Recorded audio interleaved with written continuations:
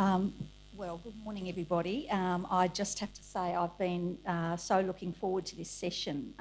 Joe gave me these two books to read for the panel today, and I found it a wonderful experience to read them together. So strap yourself in and enjoy some stories of the cold wilds of Antarctica and the Arctic.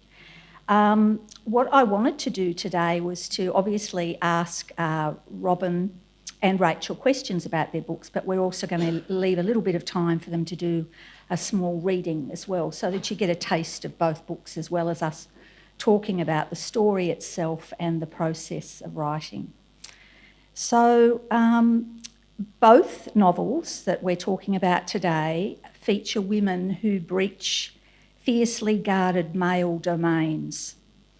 In The Art of Breaking Ice, set in 1960, a woman called Nell Law stows away on an icebreaker, the Magadan, when it sets sail on an Antarctic expedition and becomes the first Australian woman to set foot on Antarctica.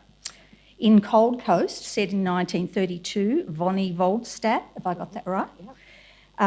Convinces a Norwegian hunter to take her on as his partner for a season on Svalbard, a group of islands midway between Norway and the North Pole, and she becomes the first female fur trapper.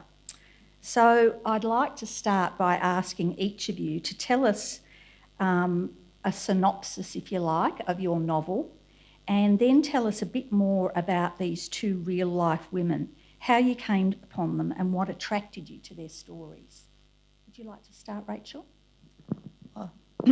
Oh, thanks, Gina. I first came across the story of, just the name Nell Law in a footnote in a book on Antarctic art. And it, as a lifelong Antarctic tragic, I grew up with those boys' own adventure stories of the heroic explorers, basically the white male explorers in the early 20th century. And I was reading this book, and I was just captured by this gorgeous colour plate of an emerald green iceberg with these like dotted, it's like Morse code dots of penguins across it. And so I looked down, who painted this? And the caption said, Nell Law, the first Australian woman in Antarctica. And as somebody who considered themselves really well versed in Antarctic history and also a feminist, I was completely floored that I had never heard her name before. So I Googled, and there was at the time only a very slim Wikipedia entry about her, and she was listed first and foremost as the wife of the famous Australian explorer Phil Law, and then her accomplishments, being the first Australian woman to set foot on the Antarctic continent, and also the fact that she was a quite well-respected artist. So, and there was also a little segment there to say that she'd stowed away, and of course, seeing that, and I just my writerly spidey senses started tingling, and so I started digging further, and her story is really interesting. That it led me to Canberra, the National Library, digging into the archives there, and discovering that there was so much more to her than being the wife of Phil Law. So that's sort of the genesis of my research and writing her story. And a little, not a pitch exactly, but a synopsis. How would you describe your novel if you were summarising? Yeah, sorry, that was the question. Right, so she stows away on the Antarctic supply ship Magadan, and with her husband Phil's complicity, and spends several months being the only woman on a ship with around about 70 men as she travels quite a distance. She goes to Mawson Station first, and then travels along almost a third of the Antarctic coastline before heading back up to Australia. So the novel is really about her experiences, not just being the first woman, but being a woman alone on a ship with surrounded by 70 men, and how she copes with it, how they cope with her, and also the development of her as an artist, her development as an artist. Thank you. And Robyn? Well, I started doing polar guiding on a tiny ice-strengthened ship up in the Arctic in 2001, and you mentioned Svalbard, which is an archipelago between Norway and the North Pole, up at about 80 degrees north.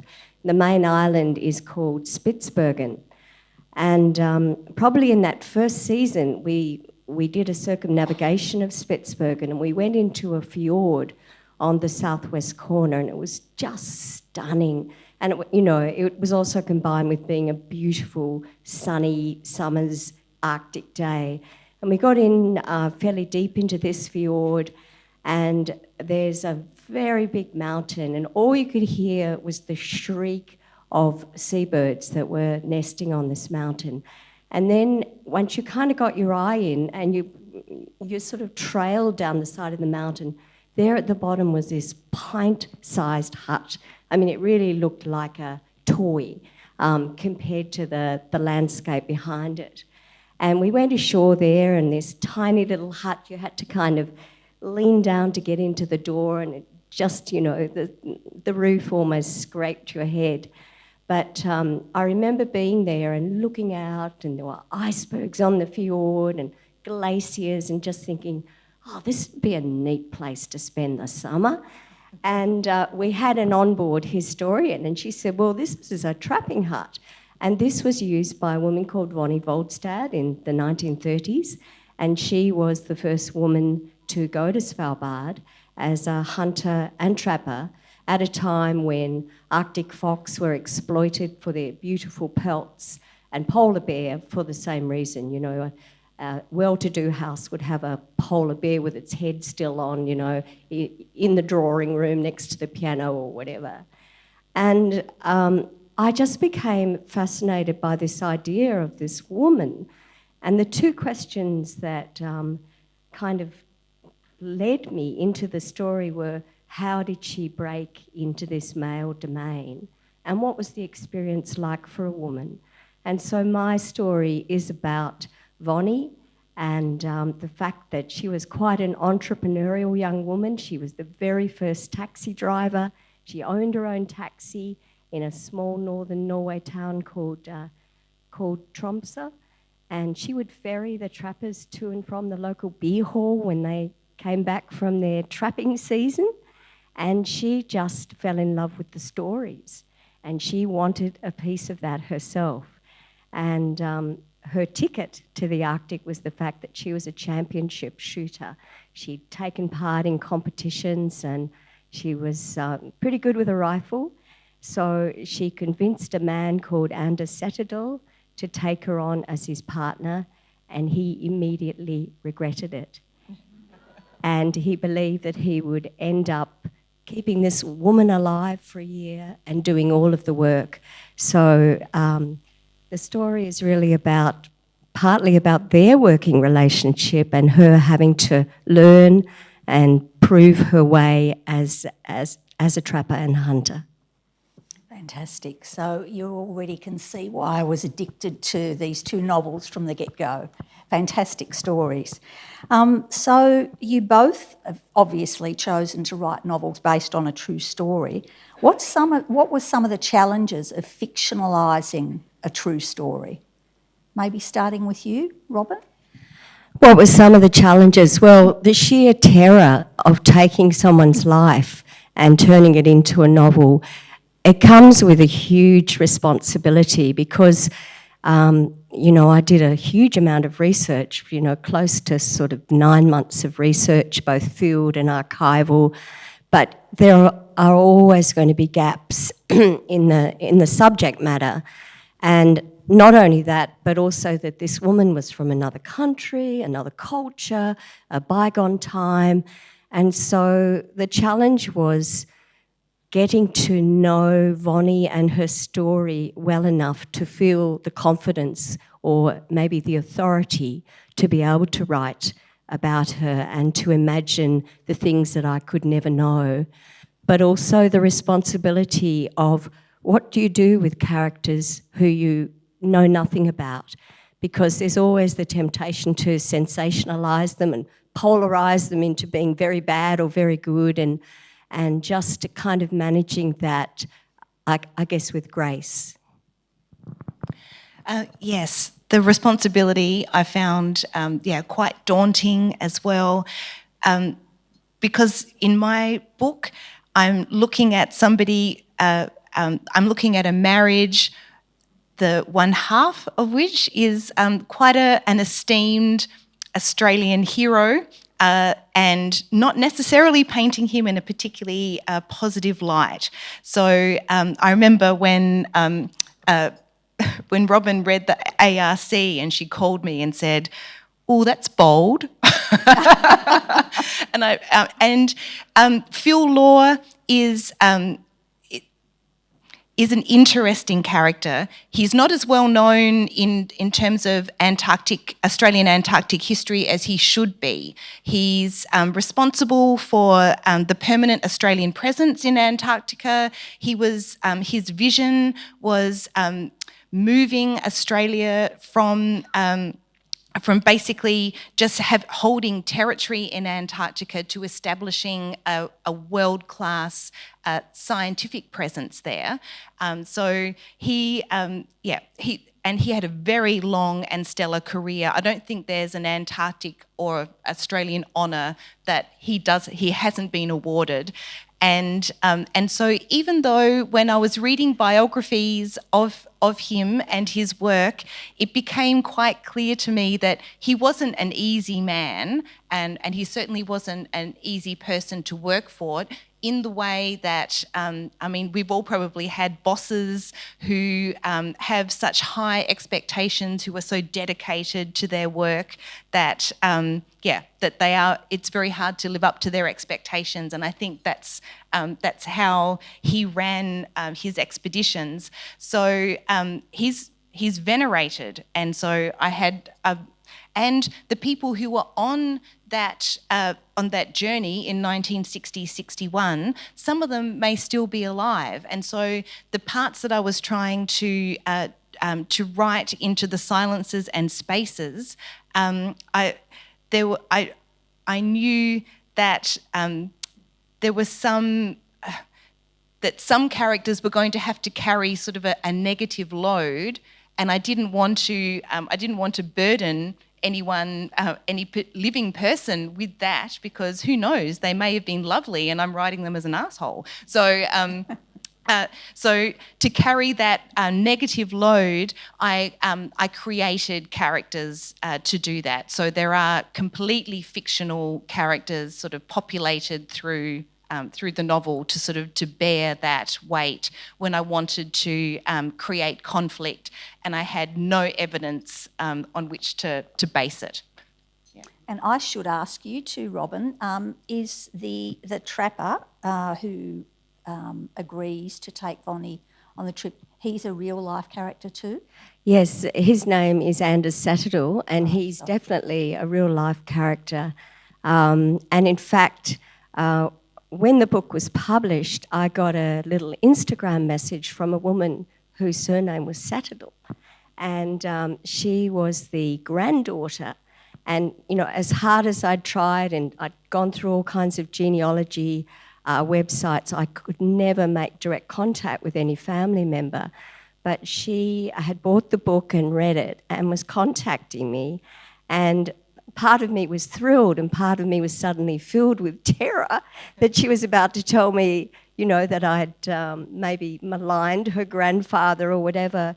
But one thing she said that was just lovely was that her mother, who was the wife of Anders Satterdal's son, wanted to know how I knew all that stuff about Anders Satterdal. that she felt that I'd painted him exactly as she remembered him. So there was just something really affirming in that. Well, that really leads into my next question, which was part of the research that you did and part of the imagining yourself into these characters. Did I read somewhere that you actually had Vonnie's memoir translated into English? Is that right? Yeah, so Vonnie wrote her memoir many years after she finished trapping. I think it was published in 1956 or 58, and it was only published in Norwegian language. And this is where you just thank libraries who are so amazing with their services. And through the University of Tasmania Library Service, I was able to request a document delivery, and they tracked down a copy of this book, which is, long out of print, from the US. It took about 6 months to get to me. And then I happened to have a friend who's Norwegian. She was living in Tasmania, and her mother was still living in Norway. So between them, they did an unofficial translation, and that was just the most invaluable thing because it provided the scaffolding of the novel, and so much of what is in the novel is structured around the diary. And that diary was both invaluable but also incredibly frustrating because Vonnie shared the day-to-day life of what it's like to be a trapper. And, as well as being a trapper and hunter, she took on the role of the domestic role. She was a great cook. She did all the cooking. She was the one out there with a little cloth cleaning down the windows. And but she just saw that as one element of her being there, that was just part and parcel of being a woman in the 1930s. But her real reason for being there was to be a hunter and trapper. So she would never have called herself a feminist. And this diary, there's even one chapter where she makes a directed address and says, "Dear housewives," and she, talks about the cooking and doing a rolled bear roast and other bits and pieces. So that memoir really for me was just gold to have that at my hands. And into your experience, Rachael, you just talked about the silences in the material that you were looking at. Can you talk a little bit about the silences that you addressed in your novel from Nell's journals? Sure. It was the librarians they are just gold, honestly.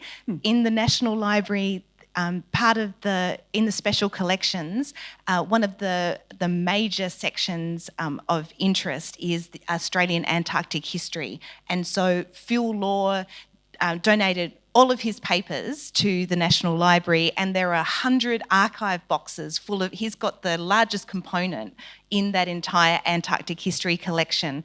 And fortunately, one of those 100 boxes contains material about Nell.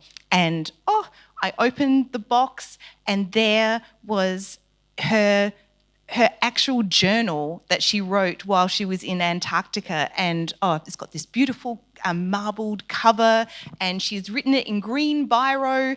And it was so exciting just to feel that connection with her. And then I was also able to read Phil's journal from exactly the same journey, which was filled with headings and speeds and latitude and longitude, and it was fascinating the contrast between the two.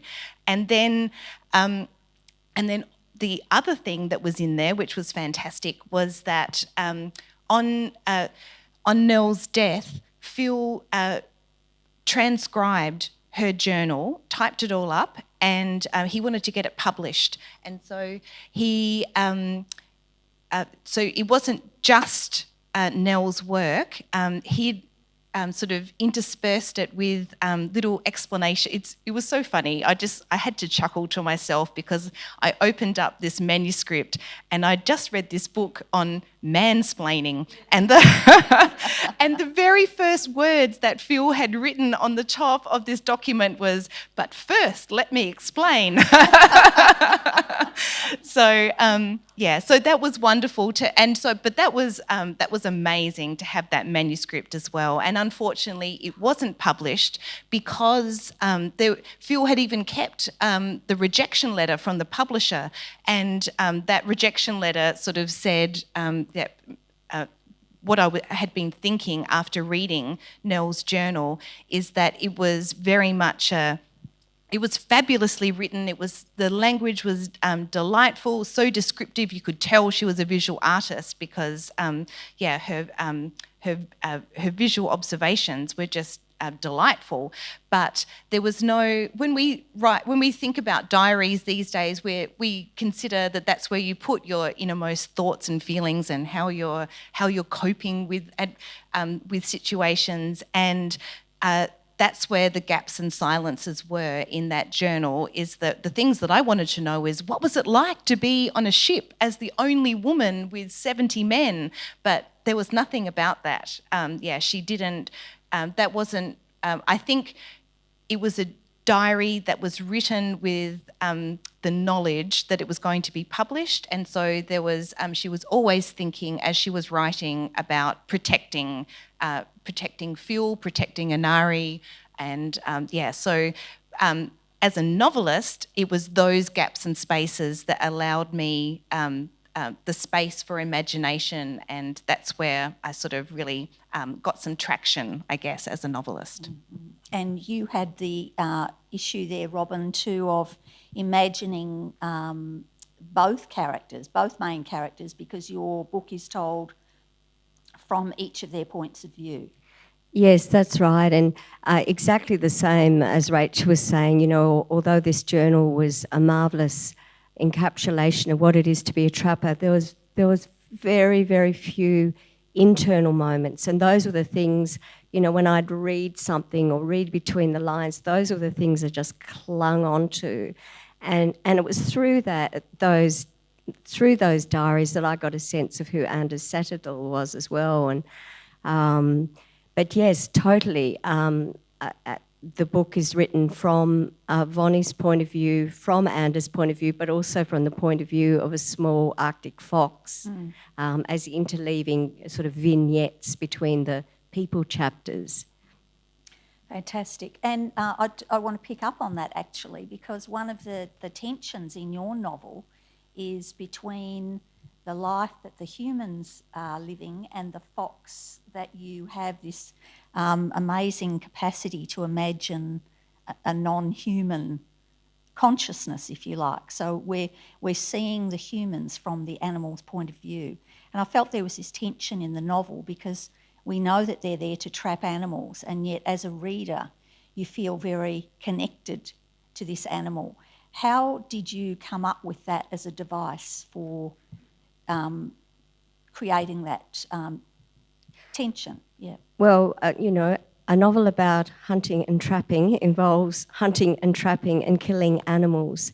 And I had to make a decision very early on that I was going to be true and faithful to what would have been a 1930s mindset toward hunting and trapping, knowing that it might well be repugnant to a contemporary reader and that it might never get published because people would just find it, too grotesque. Although there's not a lot of sort of overt descriptions of that side of things. But what I really wanted was a counterpoint to the people, and taking on the point of view of a fox comes with a lot of trepidation, because I was determined not to anthropomorphise. I didn't want to give the fox feelings and thoughts that we might think of with human characters. And so I made the decision right from the start that the way I and the reader would get to know the fox was purely through its actions. And of course, it is a hunter as well. And not only is it a hunter, but it's being hunted. And so it has to survive. It's a young, what's called a blue fox, and they were the most prized of all for the trappers, because if you can imagine a bit like a blue heeler, that sort of flecked coat with the almost like a metallic end to the fur, and they're quite rare. But back in 1920, when a Norwegian miner up in Svalbard was earning 15 kroner a day, a blue fox would fetch 800 kroner. And so you can imagine, just how prized they were. And so this little fox has to not only navigate its very first year through an Arctic winter, which is, for any animal in the Arctic, just finding enough to live and survive is a huge challenge, but also that she had to navigate the traps as well and try and stay alive through all of that. It's so well done, as you say. And the observation, the detail, I wondered how much research did you have to do to actually be able to write those sections? Yeah, I mean, I obviously read a lot about foxes, but, I have been working up in that area for 20 years now, and I don't have a science background, but I think I have a fair general knowledge. And, for most people, seeing a polar bear is the big ticket item. That's what they want. And to see a polar bear is marvellous. But for me, the Arctic foxes just capture my heart because they're so mischievous and so cute. And I remember being on a photographic charter, and we'd come ashore and there was a fox den and there were lots of little kits. And all the photographers, who had these lenses that were way out here, they were all lined up with their tripods and they've got their cameras trained on the den. And I'm a rifle bearer in the Arctic because of the threat of polar bears. So, we're kind of on the lookout, just making sure it's all good. And I saw this movement out of the corner of my eye. And here's the line of photographers. And over here are two little foxes. And they've scampered around the back. And they're just sitting there looking at the photographers. And it was just, one of those moments. So I've had a number of those kind of encounters where I've just been enchanted and kind of remembered those moments, but bolstered by reading, about foxes and their breeding cycle and the more kind of scientific parts of that subject. Both of you are able to blend that factual scientific material so well into the narrative and make it part of the texture of both novels. Just fantastic.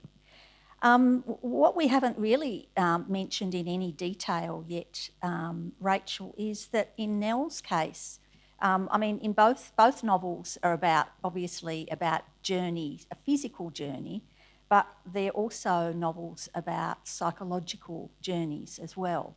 And in Nell's case, the trip is part of her development as an artist. Would you like to talk about that, how you conceptualise that journey for her?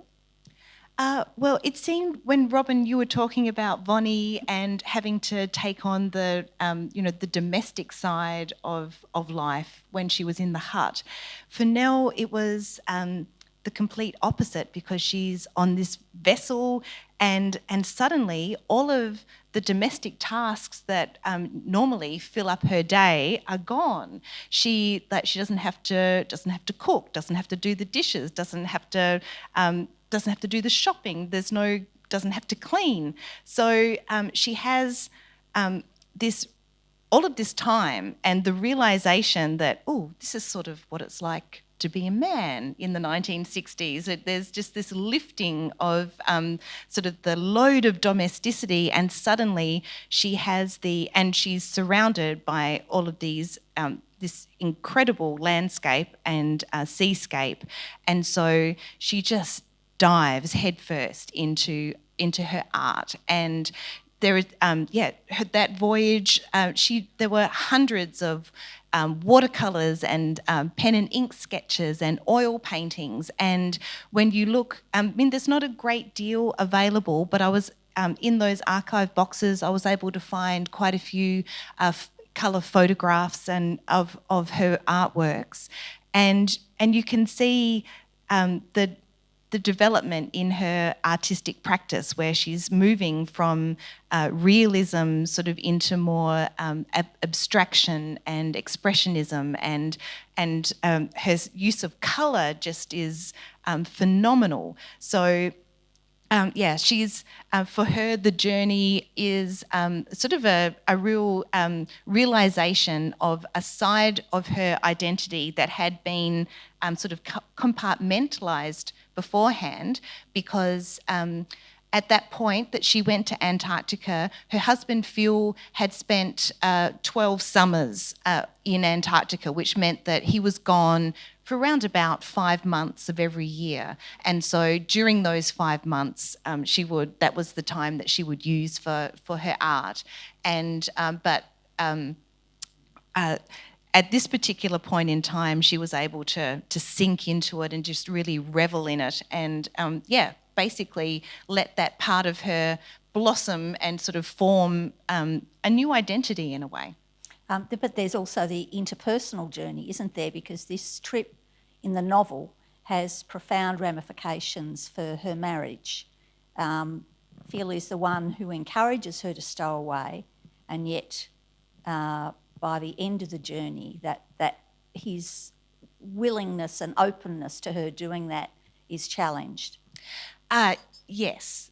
That is also that's the novelist's license. For all, as far as I'm aware, Nell and Phil had a very strong marriage. They were married for over 50 years, and it was only my experience of having had a long-term relationship in which and knowing that it is at those points in a relationship where one of the partners is experiencing a period of growth or change, that those are the points in which the potential for conflict arises, and the relationship either sort of warps and grows and expands in some way to encompass that like the new shape of the person and the relationship, or it's where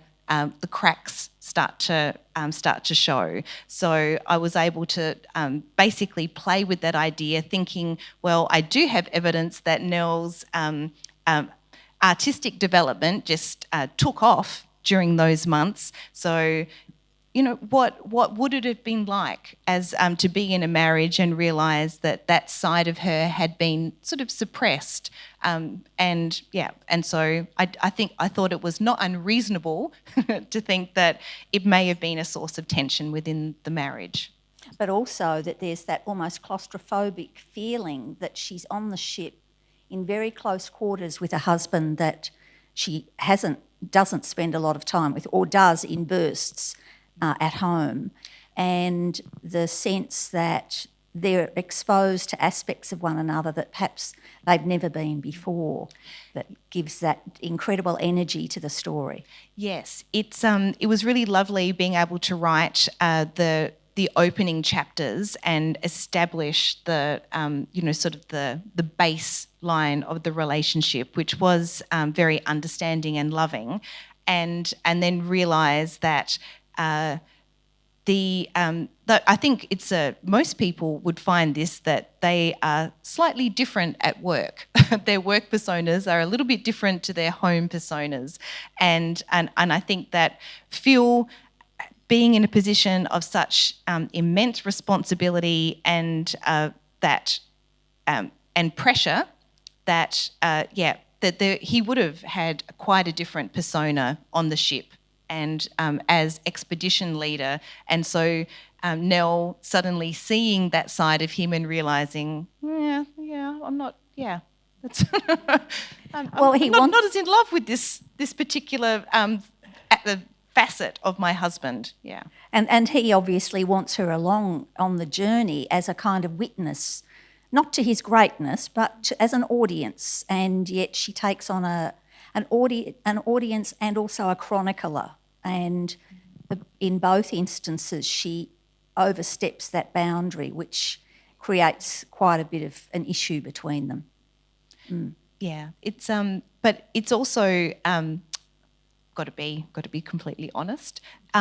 It's when you read her journal, it seems that she's having quite a jolly time, and so it starts off fantastically. There's so much narrative tension there because she's stowing away and she's almost discovered, and then she spends her evenings playing cards and a game called Housey Housey.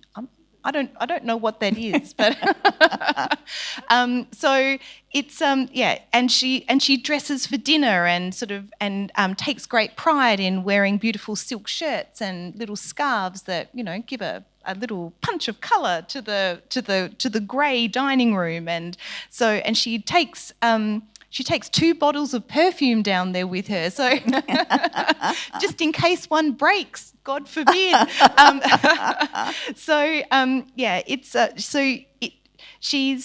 I just found her such an interesting character, but it's in terms of narrative.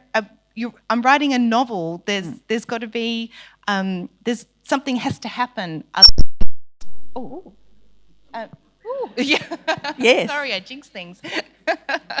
So a lot of that marital tension, had to be, and that was generated. I had no evidence from the diaries that there was any sort of conflict in the marriage. Just to be perfectly clear about that, if there are any relatives of Nell or Phil in the audience.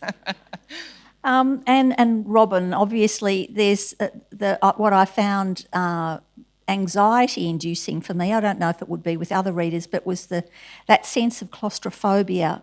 You have the 2 of them in a hut, but also their vulnerability in the sense that their journey is about really dealing with the elements, with incredible blizzards and obviously the long winter and the threat of polar bears. So there's the physical challenges, but there's also the emotional journey. Can you talk a bit about that in your novel and how you structured that? Yeah, for sure. And you're absolutely right about, the sense of claustrophobia in a hut. And for at least the first part of the year, Vonnie and Anders did not get on. He had no regard for her, and he was an incredibly difficult taskmaster. It didn't matter how hard she tried. So being in this hut and being maybe blizzard-bound at times was pretty hard work. And then the exact opposite, where in order to set traps and check traps, and the Norwegians developed for the bears what's called a self-shooting trap. So they had 6 of those kind of set up on headlands, but they would begin their day and they'd each go their separate ways to, one would do half the traps, one would do the other, and it would be nothing for them to hike more than 20 kilometres a day. And between October and February, it's pretty much darkness up at that latitude. There might be an hour or so of twilight, but having to kind of attune different senses to be able to find your way. Often there were times in the warmer months where there was pea soup fog, and for Vonnie, she'd never used a compass, and just having to find her way back home. And thankfully they had 3 dogs with them, and the dogs were usually the lead in that way. But one of the things with the trappers, if they would have a main trapper's hut, and then they would have satellite huts. And so for Vonnie and Anders, their furthest satellite hut was 30 kilometres away. And in the summer, when the fjord was open water, they would row in a rowing boat at that distance. And in winter, when they could no longer use the boat, they would take the dogs, and the dogs would draw a sled, and they'd go over quite a long glacier, down a mountainside to get to this satellite hut and trap there. So I think for Vonnie, she wasn't a large woman, or but she was very robust and she worked smartly. And for her, she was a quick learner and she was fit. And it was just navigating that whole internal, external world. And I think for her, the journey was understanding that she could do it and that she could do it well. And I think that she was a woman with a lot of pluck right from the beginning. Just the fact that she was entrepreneurial enough to have run her own taxi in this little town. I really think she was a sort of get up and go woman. And that first year, she came home not knowing what would happen if she'd have the chance to go again, but this whole new world had opened to her and she didn't want to go back to that old world. Mm. And then we also had the development of the relationship between the two of them in that isolated setting, that where we have this sense of, I had a sense anyway, that Vonnie was also fleeing from something, perhaps grief, or I don't want to give too much away, but I felt like her internal journey was also about coming to terms with things that were left behind physically, but also the development of the relationship with Anders. Yeah, that's true. Vonnie was she was a young woman, but she was a widow and she had lost her husband to Spanish influenza. And actually when I wrote the bulk of the book, it was the year of COVID. It was the year of kind of lockdown. And in that early stage of COVID, I mean, it's also normalised now, but in that early stage when it was very scary, daunting, and none of us knew what was going to happen, it really gave me an insight into that era and the impact of Spanish influenza and how it must have been for Vonnie. They talk about people being sort of alive and well in the morning and dead by night, and that the Spanish influenza targeted fit young men. It wasn't sort of babies, and it wasn't the older end of the generations, but it was these men at their prime. And so for her, she was left as a young widow, and with that came a huge amount of I think suppressed grief. And her time in the Arctic and with Anders, I think, was a great journey of healing for her. And in the case of both women, of a forging of a new identity, almost a new self, finding a new self in that wilderness. Yeah, and as Rachael said, and the same for Vonnie, I mean, both women were products of their time, and I really love in Rachael's novel that you've honoured that, that you haven't kind of made Nell a heroine in terms of being outside of those limits, and I think the same was for Vonnie. She very much saw herself as a housewife, and she just happened to be a trapper as well. Fantastic.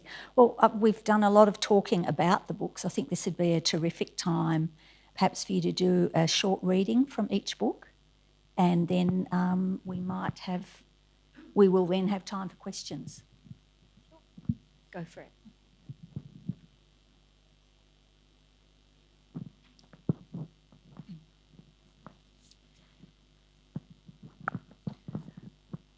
Okay. I should...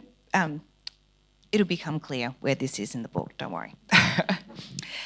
She grabbed Phil's hand and stepped down. Dark gravel crunched beneath her feet. A laugh bubbled through her and she jumped, deliberately jarring her legs, relishing the resistance of solid land.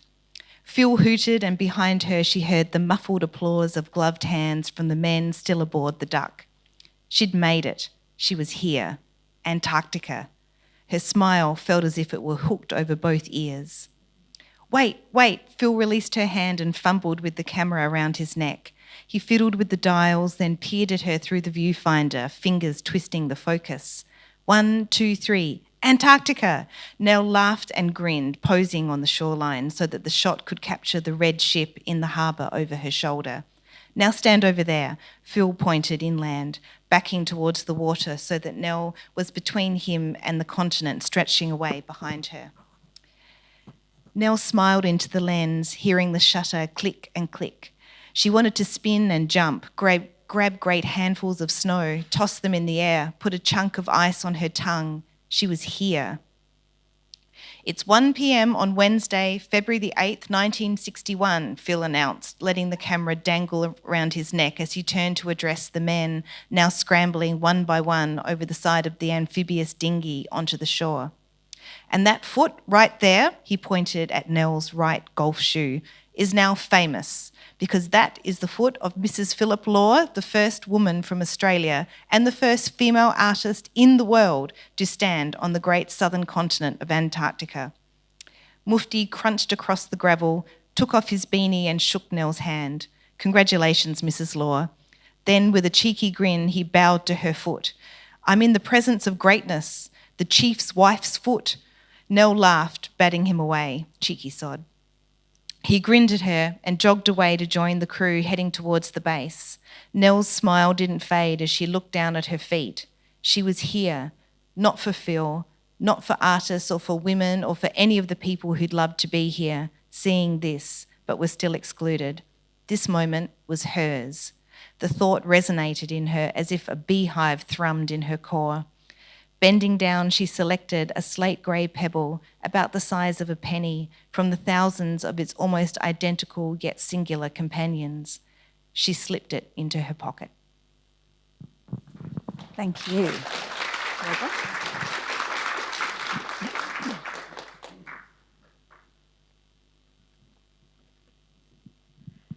This is a scene with Vonnie. She's on her own at the hut. Anders is off checking traps. And Vonnie's doing a bit of housework. Vonnie slows from cleaning panes of glass. From the other side of the hut where the dogs are chained, Mira's barking outdoes the Alsatians. Vonnie pictures Little Blue parading on the hill within view of them, as bold a fox as a cheeky monkey when it knows the dogs are tethered to the chains. "Shush," Vonnie calls. "Mira, quiet." A crunch of gravel. A new thought shard of caution scrapes at Vonnie's shoulders. She drops the window cloth, rounds the corner of the hut to look along the shoreline. Right there on the beach, its heavy pads digging into gravel. The bear momentarily halts, raising its snout to seek out the hut, to home in on her. Vonnie stumbles when she breaks into a run. She pulls the hut door the wrong way, and with it the handle comes away in her hand. The dogs shriek and yank at their chains. Vonnie heaves her shoulder against the door to loosen it and push it free. She seizes her rifle from the corner of the portico. She thinks to move into the inner room of the hut, wait there and hide. Mira, Caro, Storm, 3 dogs defenceless on their chains.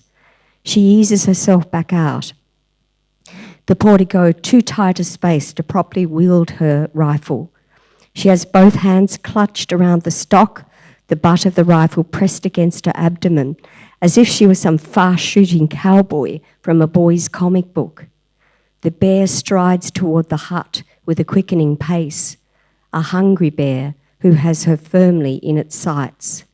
In panicked haste, Vonnie swings the barrel in a loose arc to fire, the bullet whizzing over the dogs, the recoil shunting her off balance. She lands hard on her elbow and forearm, the rifle loosened from her hold. The bear hardly slows at the sound. It angles upward from the shore. Vonnie scrambles to retrieve her weapon. A second useless shot from where she lies twisted on the ground. Another bullet wide of the mark. She can see the bear's flaring nostrils as it paces toward her, readying to spring. 10 more paces and those teeth and claws will be undoing her flesh. She is somehow on her buttocks, wedged firm against the hut. She crooks both knees to shield herself, moves the barrel between them. No time or need for sights. She lifts one knee to her chest to raise her aim to that broad, buttery chest that holds the bear's beating heart. She squeezes the trigger, the bear's head blocking out the sun.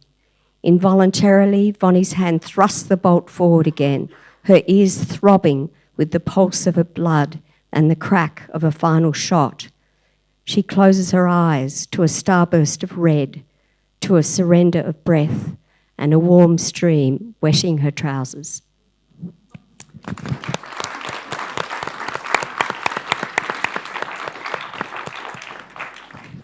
Okay, so I think we've got time for questions. If anyone would like to ask any questions. Yes, up here. Question for Rachael. I did a voyage with Phil Law once, and he was the most rigid and proper man, and I just find it incredible that he actually flouted whatever Inari conventions there were against taking women to the Antarctic and took his own wife like that. I just thought that, I'd never heard this story, and I just thought that's amazing. That I don't know, Rob, if you were on that voyage? No, not on that one. Yeah. Anyway, sorry, it's not a question. I guess what's your view of that, of how this, this iconic, rigid, proper man was able to, bring his own sort of darling along on the voyage like that?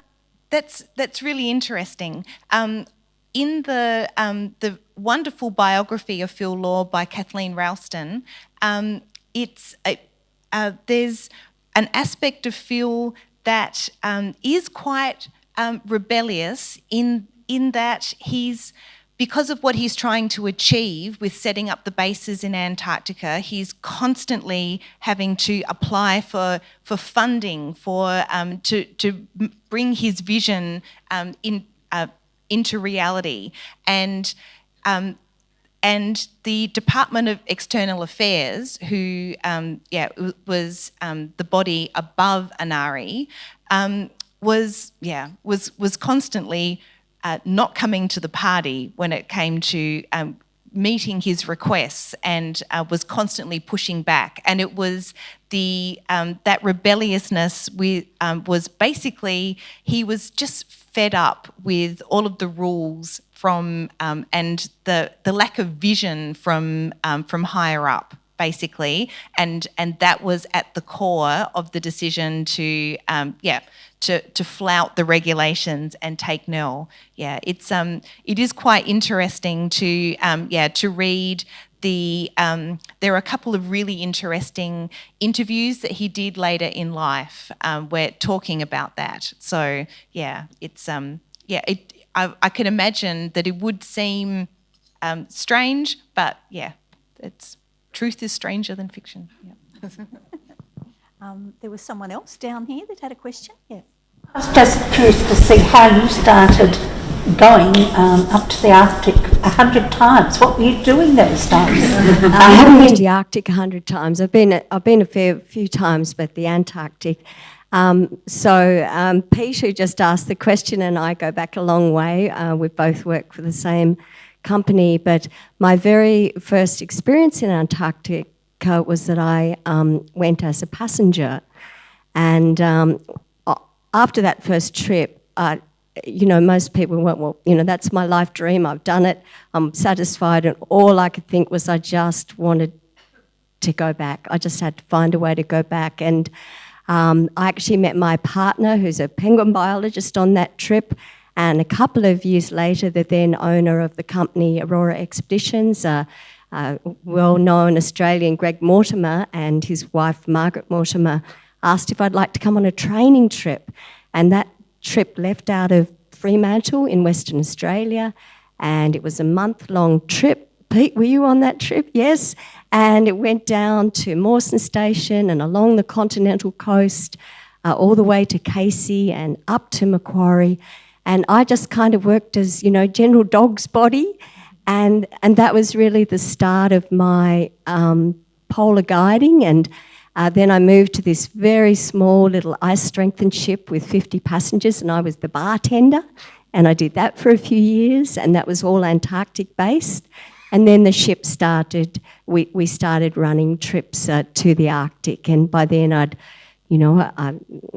drove a Zodiac, and I'd gained enough knowledge to be able to become a guide. So just had this great fortune, other than the COVID years, to have done that almost every season. Anyone else? Got any more questions? Yes. Oh, okay, over here. Robyn, in Wildlight, you wrote so brilliantly about the teenage daughter who could not cope with being on this island between Antarctica and Tasmania without her mobile phone. It was just brilliant. And I just wonder, you know, in your experience of going to and fro over as many years as you have, has the experience of that kind of communication becoming the norm? You know, people get emails and all that these days, which they didn't back when, Rachael. I've read the Application of Pressure, by the way. Very good book. Back in that era, you know, do you think that's changed the essential feeling about the isolation and the vulnerability, or is it just a good thing? Yeah, so the question actually referred to a previous novel called Wildlight, which is set on a tiny little island off the southwest corner of Tasmania called Matsaka Island. And they run a program where they have caretakers and weather observers, and so it's about a family with a teenage daughter who goes there, and for her it's the end of the earth because there's no mobile reception, no friends, no nothing.